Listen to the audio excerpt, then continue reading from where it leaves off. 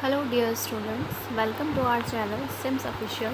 I Swati Rajput, your assistant teacher, and today we will continue our history class 8 chapter 1 how, when and where.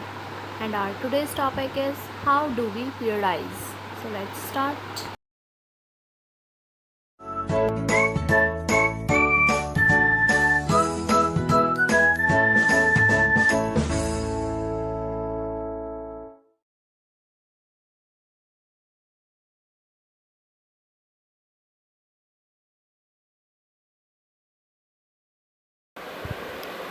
So students, let's start our today's topic, that is how do we periodize. So student इस topic में हम पढ़ने वाले हैं कि कैसे हमने Indian history को पीरियडाइज़ किया है और कौन थे जिन्होंने सबसे पहले इंडियन हिस्ट्री को पीरियडाइज़ किया था. तो आइए पढ़ते हैं. In 1817, James Mill, a Scottish economics and political philosopher, published a massive 3-volume work, A History of British India. In this, he divided Indian history into 3 periods: Hindu, Muslim and British. देखिए student, इन 1817 यानी कि 1817 में जो James मिल थे, जो एक Scotland में रहने वाले एक इकनॉमिक्स थे और साथ ही वो एक पॉलिटिकल फ़िलासफ़र भी थे. तो उन्होंने इंडियन हिस्ट्री पर एक बुक लिखी थी जिसमें उन्होंने इंडियन हिस्ट्री को 3 पार्ट्स में डिवाइड किया था: Hindu, Muslim and British. This periodisation came to be widely accepted. और इंडियन हिस्ट्री को लेकर उन्होंने जो ये पीरियडाइजेशन किया था, इसको वाइडली एक्सेप्ट भी किया गया, लोगों ने इसको एक्सेप्ट भी किया. Can you think of any problem with this way of looking at Indian history? Student, क्या आपको लगता है कि इस तरह से जो इंडियन हिस्ट्री को जो डिवाइड किया गया है हिंदू, मुस्लिम और ब्रिटिशर्स के बिहाफ पर, तो आपको लगता है कि इस तरह के तरीके में, इस तरह से जो ये इसको डिवाइड किया गया है, इसमें कोई प्रॉब्लम दिखाई देती है? तो वही डिस्कस करेंगे हमारे नेक्स्ट पैराग्राफ में. Why do we try and divide history into different periods? तो फर्स्ट क्वेश्चन ये रेज होता है यहाँ पर कि इंडियन हिस्ट्री को हम अलग अलग टाइम पीरियड्स में बांटने की कोशिश क्यों करते हैं. ठीक है, we do so in an attempt to capture the characteristic of a time, its central feature as they appear to us. So the terms through which we are periodized, that is democrate and difference between periods, becomes important. देखिए बच्चों, हम क्यों history को times में divide करते हैं, क्यों history को पीरियड्स में डिवाइड करते हैं, तो इसकी एक वजह ये भी हो सकती है कि किसी पर्टिकुलर टाइम के कुछ कैरेक्टरिस्टिक्स होती हैं, कुछ ख़ास बातें होती हैं. ठीक है, कुछ सेंट्रल फीचर्स होते हैं. ठीक है, जिनको हम याद रखना चाहते हैं या जिनको हम आने वाले टाइम में याद रखना चाहते हैं. ठीक है, तो इसलिए बहुत सारे जो वर्ड हैं यहाँ पर इम्पॉर्टेंट हो जाते हैं, बहुत सारे टर्म्स जो हैं वो इम्पॉर्टेंट हो जाते हैं जिसके थ्रू हम टाइम को डिवाइड करते हैं. ठीक है, ये जो वर्ड हैं वो उस हिस्ट्री से रिलेट करते हैं, उस टाइम से रिलेट करते हैं और हमारे पास्ट के बारे में हमें बताते हैं, हमारे पास्ट के जो व्यूज़ हैं उनके बारे में हमें बताते हैं.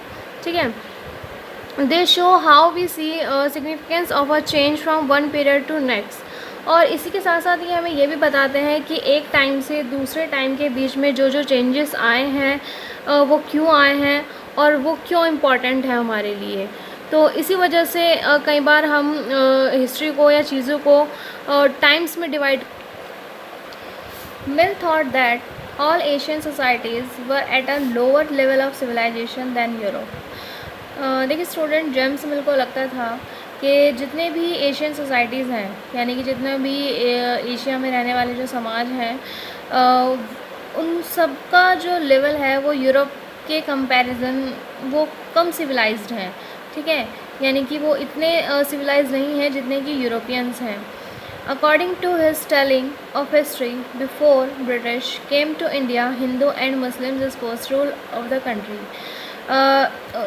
जेम्स मिल ने अपने हिस्ट्री में जो बताया है उसके अकॉर्डिंग, उन्होंने हिस्ट्री के बारे में जो भी लिखा है उसके अकॉर्डिंग, इंडिया में ब्रिटिशर्स के आने से पहले सिर्फ हिंदू और जो मुस्लिम्स रूलर थे, जो मुस्लिम तानाशाह थे, उन्हीं का ही राज चलता था.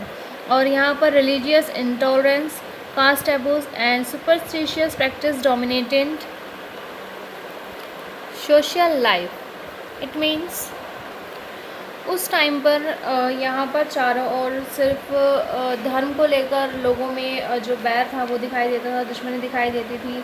ठीक है, जो जातिगत कास्ट रिलेटेड जो भी बंधन थे, जितने भी अंधविश्वास थे, इन्हीं चीज़ों का बोलबाला था ब्रिटिशर्स के आने से पहले। British rule Mill felt could civilize India. Mill को ऐसा लगता था, जेम्स मिल को ऐसा लगता था कि जब ब्रिटिश शासन भारत में आ जाएगा तो ब्रिटिश शासन ही इंडिया को सिविलाइज कर सकता है। ठीक है, यानी कि एक जो मॉडर्न सोसाइटी है उसमें डेवलप कर सकता है। To do so this it was necessary to introduce European manners, arts, institutions and laws in India. और ये सब करने के लिए ज़रूरी था कि इंडिया में जो यूरोपियन मैनर्स हैं, यानी कि यूरोप के जो मैनर्स हैं, जो शिष्टाचार हैं, आर्ट्स हैं, इंस्टीट्यूशंस हैं, और जितने भी कानून हैं, उन सबको यहाँ पर लागू किया जाए। Mill in fact suggested that the British should conquer all the territories in India to ensure the enlightenment and happiness of the Indian people, for India was not capable to progress without British help. Mills को तो यहाँ तक लगता था, और उन्होंने ये भी सुझाव दिया कि ब्रिटिशर्स को भारत के सारा जो भी भूभाग है, जितनी भी जो टेरिटरीज़ हैं, उन सब पर कब्ज़ा कर लेना चाहिए। ठीक है, ताकि जो इंडियन पीपल हैं, जो भारतीय जनता है, उनको नॉलेज दिया जा सके और उनको एक हैप्पीनेस लाइफ उनको दी जा सके। मिल्स का ये भी मानना था यहाँ पर कि जो इंडियंस हैं वो ब्रिटिशर्स की हेल्प के बिना प्रोग्रेस नहीं कर सकते हैं। ओके, तो ओवरऑल पैराग्राफ में सिर्फ ये बताया गया है कि जो जेम्स मिल थे वो चाहते थे कि इंडिया के लोगों को सिविलाइज़ करने के लिए यहाँ पर ब्रिटिश रूल आना चाहिए, और जितने भी ब्रिटिश मैनर्स हैं, जितने भी यूरोपियन मैनर्स हैं, उन सबको इंडियंस को सिखाना चाहिए, तभी वो सिविलाइज हो सकते हैं। Okay, in this idea of history, British rule represented all the force of the progress and civilization. This period before British rule was one of darkness. Can such a conceptions be accepted today? देखिए, जिस तरह से history का ये idea दिया गया है, history के बारे में जिस तरह से जेम्स मिल ने बताया, तो उनके अकॉर्डिंग जो ब्रिटिश रूल है वही एक तरह से प्रोग्रेस का, एक सिविलाइजेशन का यहाँ पर वो रिप्रेजेंट करता है। यानी कि अगर हम प्रोग्रेस की बात करें या सिविलाइजेशन की बात करें, तो यहाँ पर ब्रिटिश रूल इस चीज़ को रिप्रेजेंट करता है। The period of before British rule, यानी कि जो टाइम ब्रिटिश रूल से पहले का था वो सिर्फ एक डार्कनेस से भरा हुआ था, एक अंधकार से भरा हुआ दौर था। Can such A conception be accepted today? क्या इस तरह की धारणा जो उस टाइम पर बनाई गई, जो जेम्स मिल ने रिप्रेजेंट की कि ब्रिटिशर्स के आने के बाद ही यहाँ पर सब चीज़ें अच्छी हो सकती हैं, लोग सिविलाइज हो सकते हैं, प्रोग्रेस कर सकते हैं, तो क्या इस तरह की जो धारणा है वो उसको आज के टाइम में क्या हम एक्सेप्ट कर सकते हैं? क्या वाकई ऐसा रहा होगा?